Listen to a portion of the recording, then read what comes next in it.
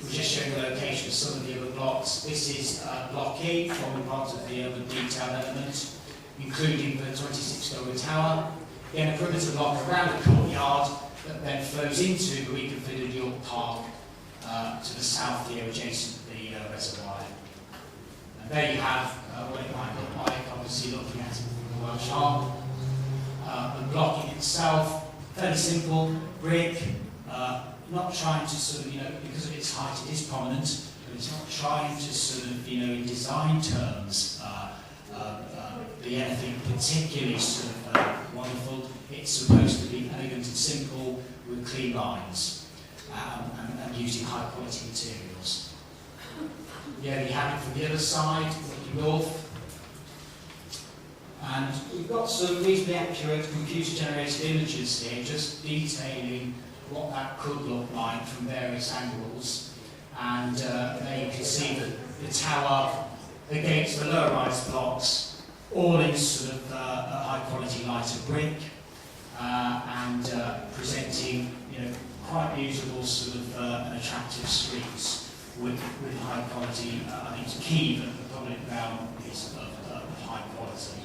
And that's something that you'll see as the reserve matters sort of flow through the process. These are just some views that we've indicated.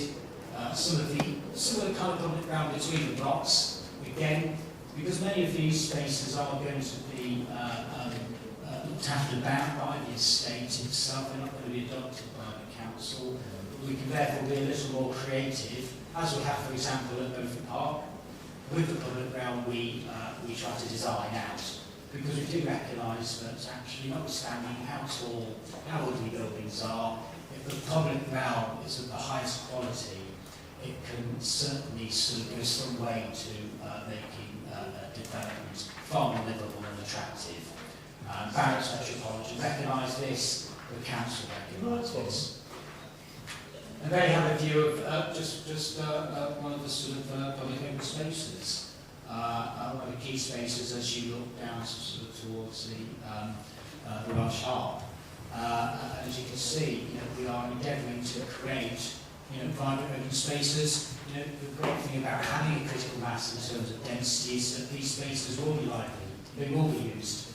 Unfortunately, like many of the spaces in any of our estates at the minute, whereby they're windswept, they've got no definition to them, and they're not terribly attractive spaces to dwell in.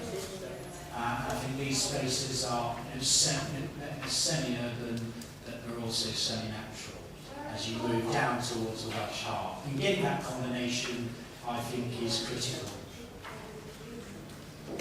And there you have a view of that key open space that leads the Broadway down to the Welsh Harp, and that provides that key visual and physical connection that the site lacks at the minute. There you have another space. You can see the buildings there, relatively low rise, fairly domestic in scale in relation to sort of how we brought forward other schemes. And it just creates definitions of these spaces that we feel is reasonably attractive. So I'm just running through some of the other images. As you can see, the Welsh Harp in the background. Obviously, these high buildings will enjoy fantastic views. Clearly, that will assist the viability of the scheme. But again, they are high quality because we want them to be marked out as features in the landscape. I think it's just fair to sort of clearly say something about how this development relates to what is a fantastic facility, fantastic amenity of the Welsh Harp. Okay, it's a unique part of the borough, and remembering that you gave consent to a very large scheme back in 2008. This scheme, excuse me, can I? Please, I have said earlier, could you please listen to the officer speaking, because if I hear any more noise, I will reluctantly empty the chamber. So please, just listen, thank you, and reserve any other speakers the same. same courtesy. Thank you. This scheme in relation to the previous one consented for, okay, does not have any further additional impact. And you know, that must be recognised. We've looked carefully. We looked carefully at the impact on the ecology here. We've assessed the impact of the tall towers on bird life, and we're effectively proposing, as we did back in 2008 and more. Okay, we are looking at preparing an ecological management plan to guide the development and ensure that we consider the impact on wildlife right throughout the development process and beyond. We've got substantial WISICS contributions towards mitigating impact and importantly enhancing wildlife. Some of that money will go towards employing a warden who will ensure that clearly we monitor very carefully with local groups who will be heavily involved with the way this development is rolled out and will take an interest clearly in the impact it has on the Welsh Harp and side. And Barracks and Metropolitan Council are committed to working carefully to ensure that all is done to ensure that the development sits comfortably against what is its unique amenity. Okay? Now, there's been discussion around the two bridges. Again, the detail of that will come forward. But we've consented to these two schemes before in 2008. Okay? We are trying to ensure that not only the Welsh Harp is protected, but we're also wanting to ensure that people have access to what is a fantastic recreational amenity.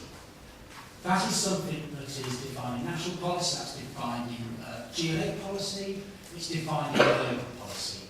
And as officers, we see no reason why we can't allow existing and new residents better access to what is that sort of amenity across the water. Okay? While still respecting what is obviously a fantastic natural asset. So we have considered very carefully some of the impacts, but we've already considered back in 2008 a very similar scheme and its impact in relation to this sensitive area. And that can't be forgotten. Okay, we are not looking at a comprehensive new development here. We are looking at something we've been building towards for 10 years. And Barracks and Metropolitan Council are committed to delivering something that is viable. And I think that is what you have here, a sensible, rational approach. I hope to think so that you'll be confident in the recommendation officers that are placed before you. Clearly, we can go into some of the more detailed aspects during the debate, but I know we've got some speakers here, and I would like to sort of move on to them if you go kind. Thank you, Jeff. Right, we'll start the speakers. Madam Chairman, before you have speakers, I'm a council-appointed director of the Barnet Group, which includes Barnet Homes. That's a personal but non-prejudicial interest, and I want to declare it. We'll start, Mr. Bakari. Bakari.